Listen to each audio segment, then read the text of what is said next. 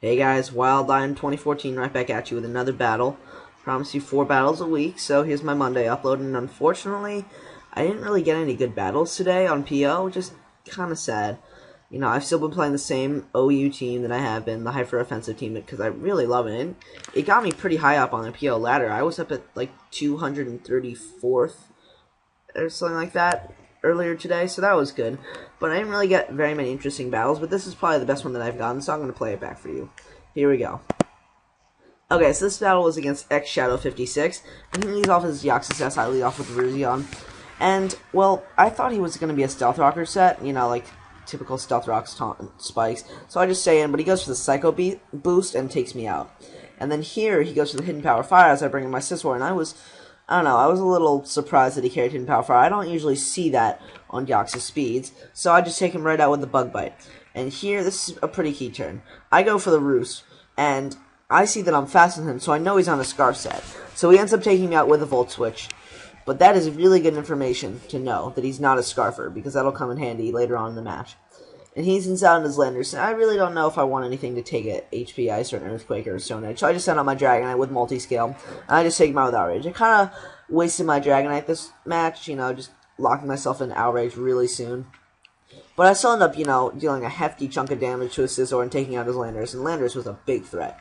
So he takes me out with 2 Bullet Punches, and now the score is 4-3, and it's a pretty quick battle. So now I send my Infernape, and I predict the switch, and I go for the Rocks. You know, best move in the game. What can I say about that?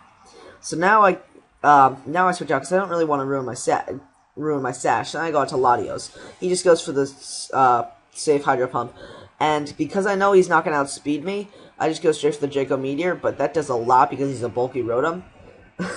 So here after he goes for the Volt Switch, I switch out because I want to keep my Latios for later because I know it's going to be key to take out both his Scizor and his Terrakion.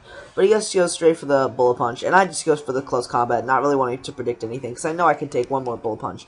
And, you know, taking out that Scizor would have been really nice. But he Death Fodders his Rotom, which is, you know, a good play on his part. What can I say? And here, he goes into his Terrakion, and I had a hunch this thing was Scarf, because I know his Scizor's banded, I know his Rotom wasn't Scarf, so I had a hunch that his Terrakion was Scarf. So I left in my Lucario to see what he would lock himself into. And I go out to my Infernape, wanting to kill him off with a close combat, because I knew I could live with the Sash.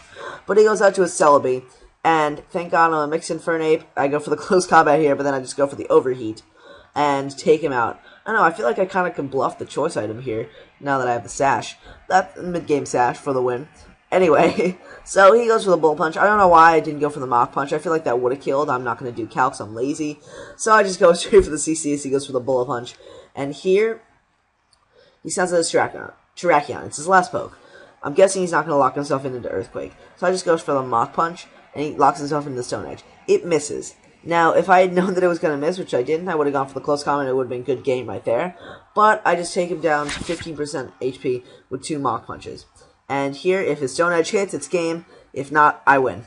And it misses. So I pull out with a quick 1-0 against Xshadow56. Thanks for the battle. Great battle. Like, comment, subscribe, guys.